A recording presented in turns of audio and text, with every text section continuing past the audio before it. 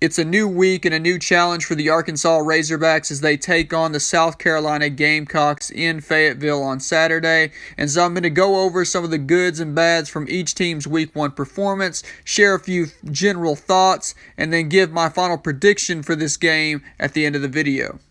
Starting with the Gamecocks, the first thing I want to say before anything else is that I think Shane Beamer has done a great job with this program thus far. What he accomplished in year one certainly far exceeded my expectations for that team, and I know it far exceeded the expectations of the majority of the country.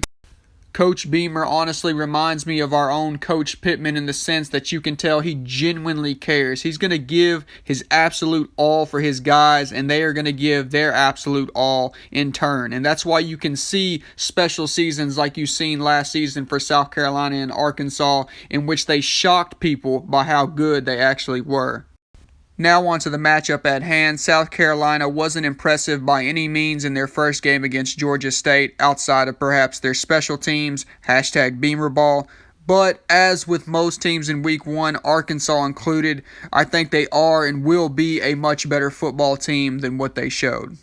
The biggest concerns I would have if I was a South Carolina fan coming out of Week 1 would be how much they struggled to protect Spencer Rattler, as well as how non-threatening their run game looked against a lesser opponent. No disrespect to Georgia State. They're a program that you expect to compete for their conference championship year in and year out, but they are a lesser opponent nonetheless. The defense definitely did its part, but they still did give up 200 yards on the ground to a pretty bland and one-dimensional Georgia State offense.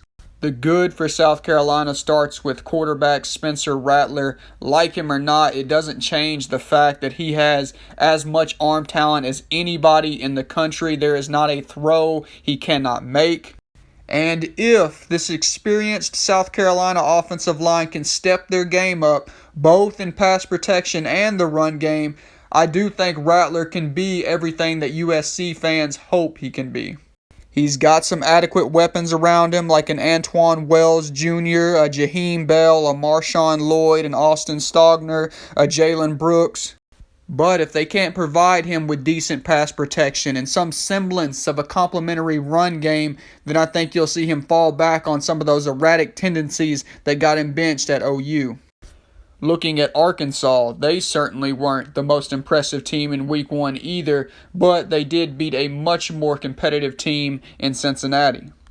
The most glaring weakness in that game for the Razorbacks was undoubtedly the secondary. There were multiple occasions where Bearcat receivers got behind Arkansas's defense, but Ben Bryant was unable to complete the plays for touchdowns. But in my opinion, if Rattler receives the same opportunities, he's going to treat them like layups. The secondary was actually an area Arkansas felt pretty good about coming into the season, and I think there's multiple factors for this poor performance outside of the fact that it was Week 1, such as the injuries throughout the game, the fact Cincinnati, give them some due, had multiple guys running 4-3s, as well as the defensive scheme. Defensive coordinator Barry Odom blitzed and played a lot more man-to-man defense than we've traditionally seen him play in his first 2 seasons at Arkansas. I think that's because he does believe in his personnel and in their capability to be a lot more multiple this season. However, this week I think we'll see a lot more of what we're accustomed to, which is a conservative zone defense predicated on keeping everything in front of it and forcing the offense, namely the quarterback, to make the correct decisions all the way down the field. With the success Georgia State's defense had getting pressure on the quarterback, I'm sure Odom is still going to be aggressive at times and mix some things in to obviously confuse Rattler. But for the most part, as I said, I think they'll be more conservative in an effort to minimize those big play opportunities.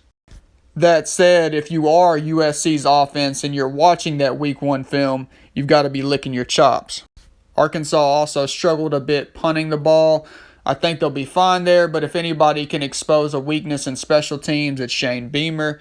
However, outside of that, the only area I could say they struggle per se would be in offensive execution, which once again is pretty expected in Week 1. But in between KJ Jefferson and the plethora of weapons he has around him and an offensive line with the potential to bully just about anyone that lines up across from them, I feel confident in saying this Arkansas offense hasn't even put it in second gear yet. And real quick, before I get into my final thoughts and score prediction, I just want to remind you, if you enjoy the content, please like and subscribe to the channel. It helps and it's greatly appreciated. And to those of you who are already subscribed, as always, thank y'all for all the love and support. It certainly doesn't go unnoticed. For my final thoughts, I'll say I think Arkansas is going to force South Carolina into a bit of a shootout scenario. The Gamecocks will either be able to keep up or they'll lose by double digits. Although you certainly can't count the Gamecocks out, and Coach Beamer once again certainly appears to have this program quickly ascending, I still agree with the sentiment that they're just a year behind this Arkansas program. In order for them to pull off this type of upset at this stage on the road in a hostile environment, I think it would require a lot of things just bouncing their way. So I definitely think the Razorbacks take this one, and although I normally don't do score predictions, I'll go ahead and say, just for fun, 34-20 Arkansas.